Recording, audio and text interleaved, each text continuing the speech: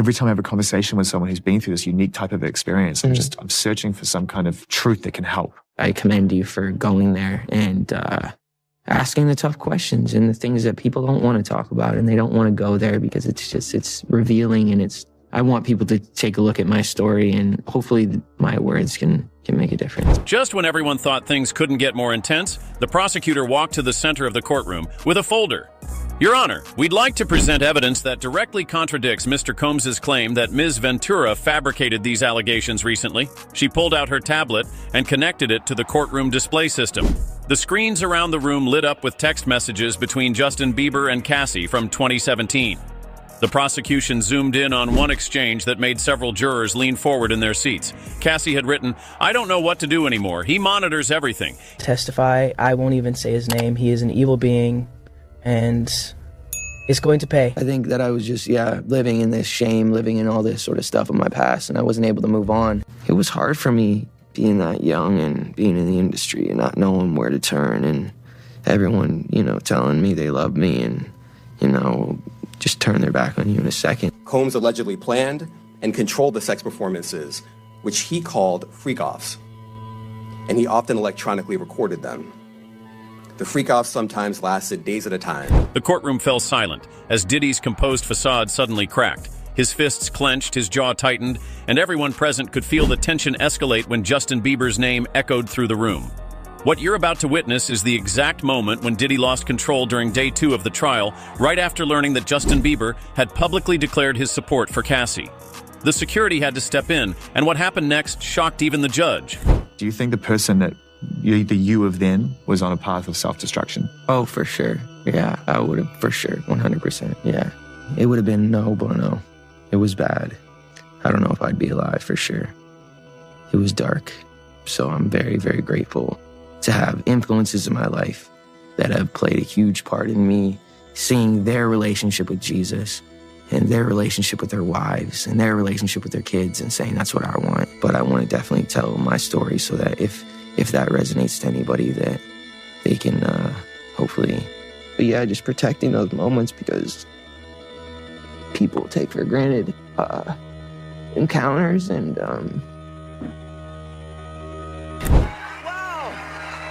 I feel violated right now. Wow. Just lean into me again. You smell amazing. How old are you? Thank you. How old are you? I'm 16. I'll be 17 in like 2 weeks. I don't ever remember smelling that good at 16. That was bad. Yeah. Wow, look at your eyes. Look at what a beautiful... Bieber turned 15, and it suddenly seemed that Hollywood was keen to almost initiate him. I think that's the right word. Like there was almost like this initiation that he needed to go through. So I want you to be now super uncomfortable and watch this video of an interaction between him and none other than Diddy. Take a listen. Justin, you ever seen the movie For the Times of Their Lives? Like, where we hanging out and what we doing. We can't really disclose, but it's definitely a 15-year-old's dream. I have been given custody of him. He signed to Usher. I had legal guardianship of Usher when he did his first album. I did Usher's first album.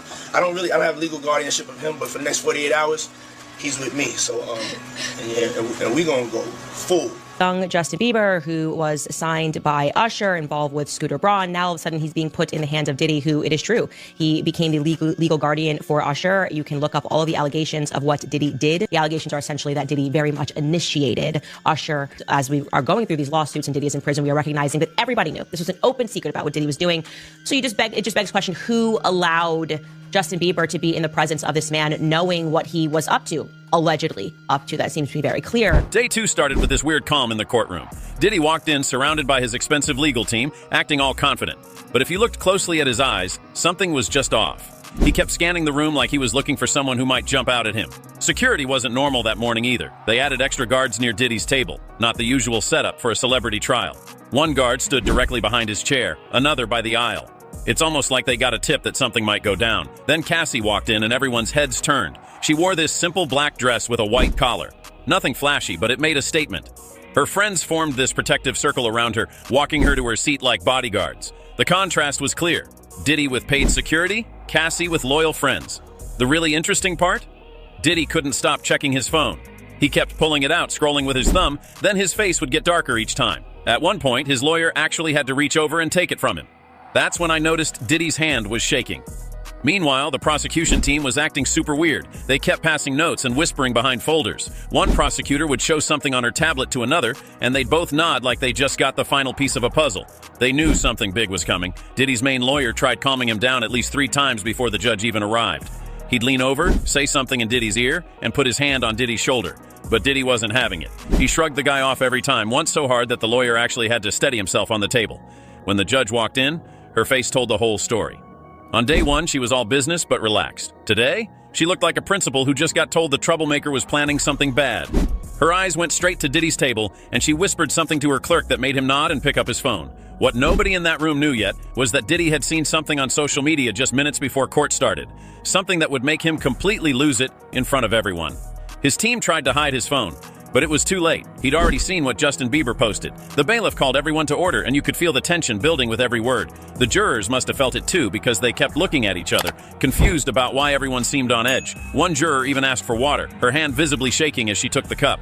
Diddy sat there, his leg bouncing under the table, a vein in his forehead starting to show. His lawyer kept placing legal papers in front of him, trying to distract him, but Diddy just pushed them away. He stared straight ahead, his breathing getting heavier by the minute. It was like watching someone try to hold back an explosion. The whole room knew something was about to happen. We just didn't know what would set him off or how bad it would be when it did. The clock on the wall seemed to tick louder as everyone waited for the inevitable.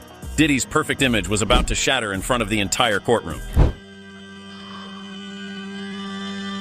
Yeah, so, yeah. I just want to protect her, you know?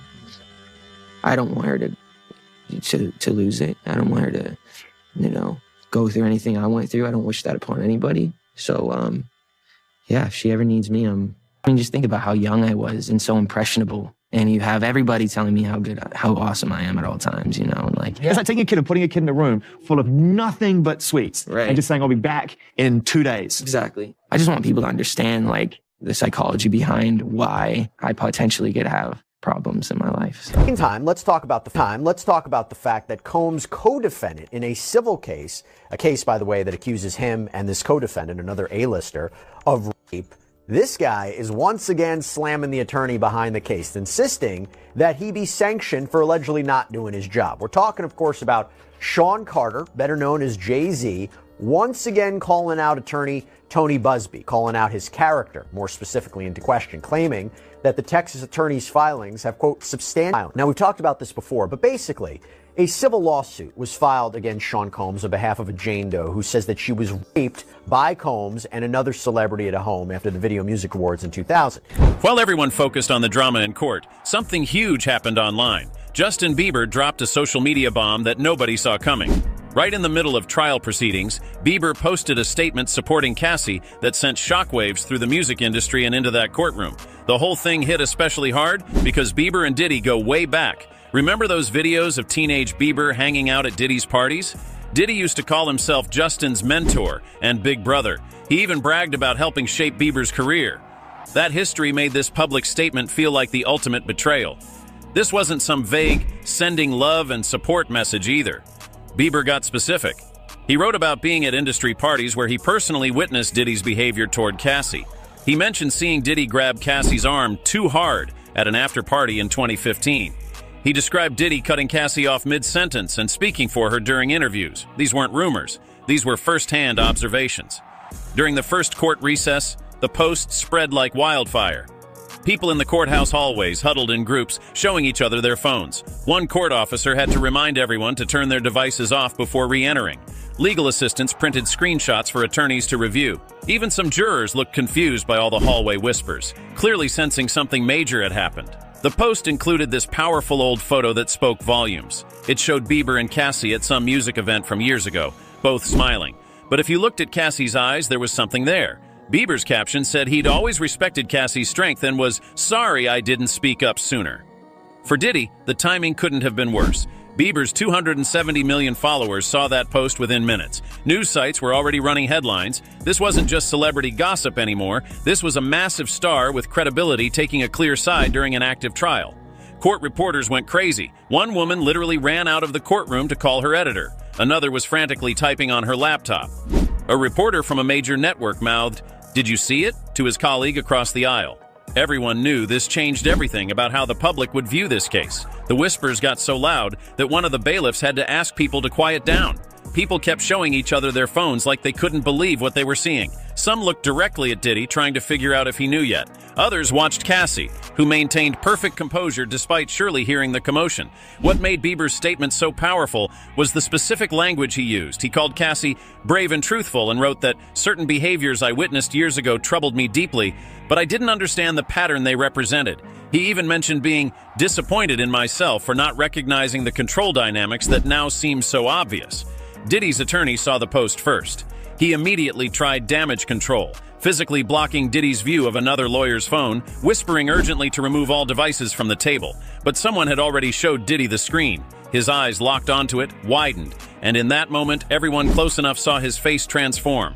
It was already too late. 13 years old, and I should mention he was signed by Usher to a label that was owned jointly by both Scooter Braun and Usher, and he was considered Usher's protege. He has been described Usher as his mentor. The Bieber, Justin Bieber, is continuing the purge. He has now moved to his original mentor. So this is a very big story, and the reason why we should discuss this and we should not diminish what is happening, it's not celebrity drama. This is actually the fall of Babylon that we are witnessing, Hollywood Babylon, that is. He did an interview back in 2020 with Zane Lowe. I think this was on Apple Music. And he was speaking about another young artist that was coming up, Billie Eilish, and Eilish. And he was basically speaking about how he wanted to protect her because she was now another young person, a rising artist in the industry.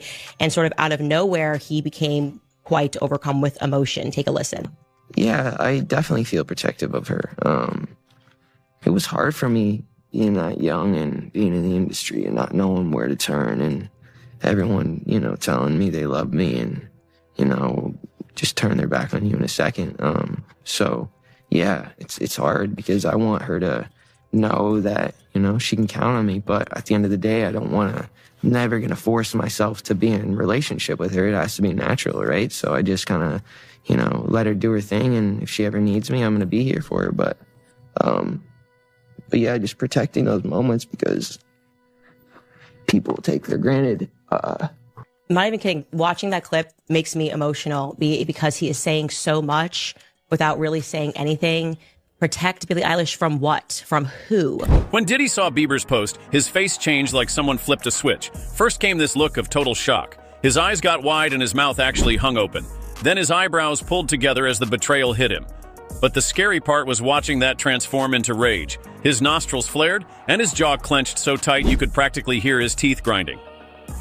A woman sitting 3 rows back later told reporters that Diddy's hands started shaking uncontrollably. He tried to grab some papers his lawyer handed him, but he couldn't even hold them steady. They slipped right through his fingers and scattered on the floor. That's when everyone started staring. The first real warning sign came when Diddy suddenly stood up. It wasn't a normal, I need to stretch stand-up. It was abrupt and aggressive. The bailiff, who'd been watching him closely all morning, immediately took a step forward. You could tell this wasn't the bailiff's first rodeo with someone about to lose it in court. Then Diddy said something that people in the front rows could hear clearly. After everything I did for that kid, loyalty means nothing anymore. Then something about consequences that made his lawyer physically grab his arm and yank him back into his seat. The lawyer whispered something urgent in his ear, but Diddy just shook his head. His breathing got heavy and labored, like he'd just run upstairs. Court sketches from that moment are honestly disturbing. The artist captured Diddy's expression perfectly. The bulging eyes, the clenched jaw, veins showing in his neck. One sketch artist said she'd never drawn anyone looking so intense in her 12 years covering trials. The prosecutors weren't missing any of this. The lead prosecutor made this subtle hand signal to her assistant, who immediately got up and slipped out the side door. Later, we found out she was telling their team to prepare a specific witness earlier than planned, someone who could speak directly to things Bieber had mentioned in his post. The security guards in the room had this silent conversation with just their eyes. 2 of them shifted positions, moving closer to Diddy's table without making it obvious. One guard actually unclipped something on his belt, not drawing a weapon, but making sure he could access it quickly if needed. Diddy's whole vibe changed completely. All through the first day and early that morning, he'd been Mr. Cool, sitting up straight, occasionally taking notes, nodding confidently. Now, he looked like a completely different person. He kept fidgeting, running his hand over his face, loosening his tie like it was choking him. Then came the moment that made everything worse. Diddy suddenly slammed his hand on the table, knocking over a water glass that shattered on the floor. As people jumped at the noise, he whispered something that the court reporters sitting nearby clearly heard. "I'll make sure he never works in this town again. Neither of them will." His lawyer actually had to wrap an arm around Diddy's shoulders to keep him in his seat. The judge wasn't having any of it. She banged her gavel and called for an immediate 15-minute recess. But that break only gave Diddy more time to stew in his anger as his legal team huddled around him, their faces showing pure panic. Those 15 minutes would prove to be exactly what Diddy didn't need. Time to get even more worked up before Cassie resumed after the recess. Something about Cassie had changed. She walked to the witness stand with her shoulders back and her head high. Instead of staring at the floor like she did on day one, she looked right at the jury members. She didn't try to avoid Diddy's eyes either. She just acted like he wasn't special enough to worry about. Her testimony started with evidence nobody had seen before. The prosecution showed text messages from Diddy to Cassie that made people in the courtroom gasp. In one exchange from 2016, Diddy sent 17 messages in a row demanding to know why she hadn't answered her phone. Another showed him asking for her exact location, down to which room she was in at a hotel. "I need to know where you are every minute," one message read. "That's the deal if you want to keep your career." The room got so quiet you could hear the ceiling fans when Cassie described how Diddy controlled who she could talk to in the industry. "He had a list of male artists I wasn't allowed to speak with unless he was present," she testified. "Justin Bieber was one of them. When I asked why, he told me not to question him. When I did anyway, he grabbed my arm in front of everyone at the after party and whispered that I'd regret it." Cassie's voice never shook or wavered. She spoke clearly about being isolated, monitored, and controlled. The pattern she described matched exactly what Bieber had just shared online: the monitoring, the public control, the private threats. Each detail she provided backed up his statement, making it seem like they had coordinated stories. Though Cassie testified she hadn't spoken to Bieber in years, when the prosecutor asked why she hadn't come forward sooner, her answer hit hard. "He told me nobody would believe me. He said he controlled who worked in this industry and who didn't. I watched him make calls that ended people's careers." Two jurors visibly reacted. One woman wiped tears, while an older man wrote something down and underlined it 3 times. The bombshell moment came when prosecutors played hotel security footage from 2018. The video showed Cassie trying to speak to a male artist in a hotel lobby. Then Diddy appeared, put his arm around her, and led her away. The body language matched exactly what she had just described. Diddy immediately leaned over to his lawyer, whispering frantically and pointing at the screen. Cassie referenced specific events with amazing detail: dates, locations, who else was present. March 8, 2017, at the Standard Hotel in New York. June 22, 2017, at his house in Miami. September 12, 2018, backstage at the VMAs. Each time she named a date, Diddy's lawyer frantically flipped through his notes, looking increasingly worried. She mentioned that other witnesses had been afraid to speak up, but were now contacting her lawyers after seeing Bieber's support. "My phone hasn't stopped with messages from people saying they're ready to tell what they saw," she said. Then came the statement that made Diddy completely lose control. Cassie testified that after she once spoke to Bieber at an industry party, Diddy pulled her aside and said, "Even Justin knows what happens to people who cross me." With Bieber now publicly supporting her, this threat suddenly looked incredibly damning. As Cassie continued testifying, you could literally watch Diddy falling apart. Each new detail that connected to Bieber's statement made him fidget more, whisper more urgently to his lawyer, and look more panicked. The confident music mogul was disappearing right before everyone's eyes. And weeks after the initial filing, Busby submitted an amended complaint naming Jay-Z as the celebrity who allegedly participated. They wanted copies of these videos for themselves. And I've talked to lawyers about this before. There's a big advantage to having the electronic video, the electronic evidence yourself, right? You don't have to always go over to the other office. You can view the materials on your own. It's a way to better prepare for your defense. And Sean Combs' lawyers argued that under the federal rules of criminal procedure, electronic data that is in the government's possession. Judge Subramanian denied the defense's motion to amend the protective order, but without prejudice, meaning this issue could be revisited. So Subramanian's order reads, quote, "While the government objects to handing the videos over, they provide several options for defendant to consider that would permit the defense to view the videos, access the information they're looking for, and even allow them to manipulate the video." It was hard for me being that young and being in the industry and not knowing where to turn, and everyone, telling me they love me and, just turn their back on you in a second. So if she ever needs me, I'm going to be here for her. But yeah, just protecting those moments because people take for granted encounters, and I just want to protect her, you know? I don't want her to go through anything I went through. I don't wish that upon anybody. Yeah, if she ever needs me, I'm just a call away. Do you realize how important your story is? Every time I have a conversation with someone who's been through this unique type of experience, I'm searching for some kind of truth that can help. I commend you for going there and asking the tough questions and the things that people don't want to talk about, and they don't want to go there because it's revealing, and I want people to take a look at my story, and hopefully my words can make a difference. Just when everyone thought things couldn't get more intense, the prosecutor walked to the center of the courtroom with a folder. Your Honor, we'd like to present evidence that directly contradicts Mr. Combs's claim that Ms. Ventura fabricated these allegations recently. She pulled out her tablet and connected it to the courtroom display system. The screens around the room lit up with text messages between Justin Bieber and Cassie from 2017. The prosecution zoomed in on one exchange that made several jurors lean forward in their seats. Cassie had written, "I don't know what to do anymore. He monitors everything. He said if I talk to anyone, he'll make sure I never work again."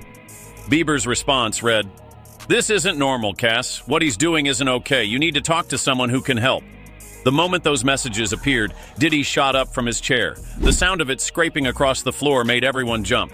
His face was bright red, his eyes bulging. The composed music mogul was completely gone. His attorney grabbed his arm, trying to pull him back down.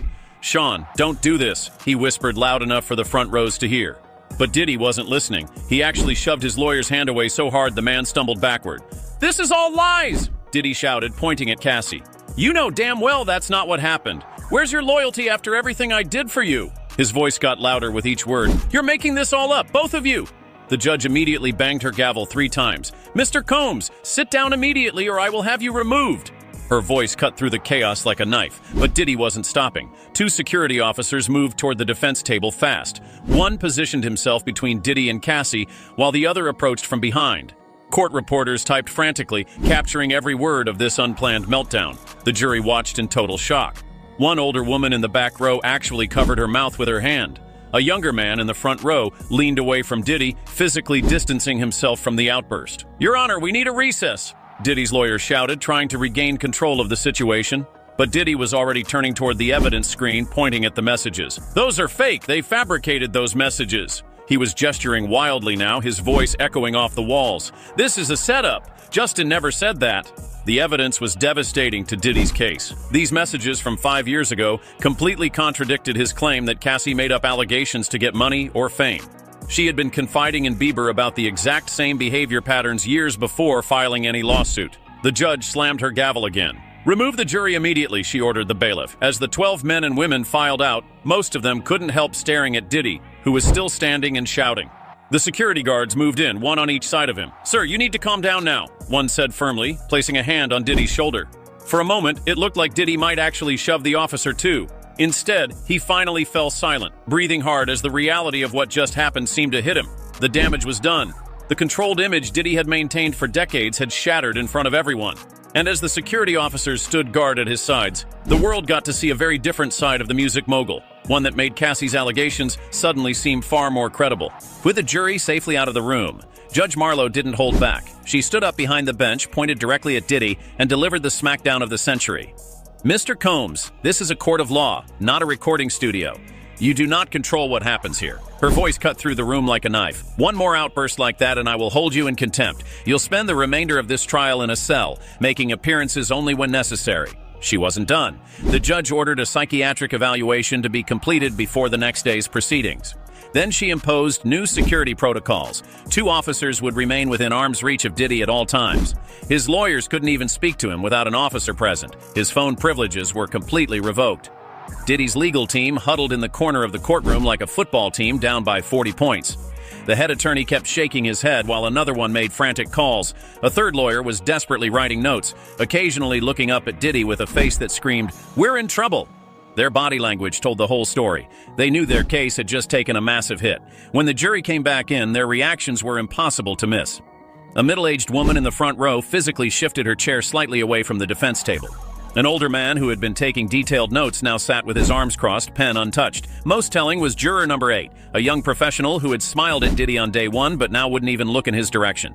Meanwhile, the prosecution team maintained perfect poker faces, but you could tell they were pleased. The lead prosecutor organized her papers calmly, occasionally glancing at Diddy with what looked like satisfaction. Her assistant even had to hide a small smile behind her hand at one point. Security didn't mess around for the rest of the day. 2 officers stood directly behind Diddy's chair, not even pretending to be casual anymore. Another stood at the courtroom door, hand resting on his belt. The message was clear to everyone. They weren't taking any chances with Diddy's behavior. Legal experts sitting in the gallery couldn't contain themselves. A former federal prosecutor whispered to the person next to him, "He just lost right there." Law professors who'd come to observe the case were writing frantically in their notebooks. One defense attorney from another high-profile case shook his head and muttered, "Amateur hour." Through it all, Cassie was a statue of composure. She sat with perfect posture, hands folded in her lap, expression neutral. When Diddy had his outburst, she didn't flinch, didn't react, didn't give him the satisfaction of showing fear. The contrast couldn't have been more striking, her complete control versus his total lack of it. As day 2 wrapped up, the difference from the morning was dramatic. Diddy had strutted in like he owned the place, designer suit crisp, smile confident. Now he shuffled out with his tie loosened, surrounded by lawyers who looked like they'd aged 10 years in one afternoon. His eyes stayed on the floor, avoiding the reporters who packed the hallway. The most revealing moment, when Diddy's main lawyer put his hand on his client's back to guide him out. Diddy shrugged it off, just like he had that morning. But this time, it wasn't from confidence. It was from defeat. What we saw in that courtroom wasn't just about evidence, it was about character. Cassie stayed calm and strong, while Diddy completely fell apart when Justin Bieber took her side. Their true personalities came out under pressure. Let's be real. The jury watched Diddy lose control and threaten people in open court. That moment probably decided this case already, no matter what other evidence shows up later. The biggest question now? Who else will speak up? Justin Bieber just broke the unspoken celebrity rule of protecting each other. That door is wide open now, and more stars might walk through it against Diddy.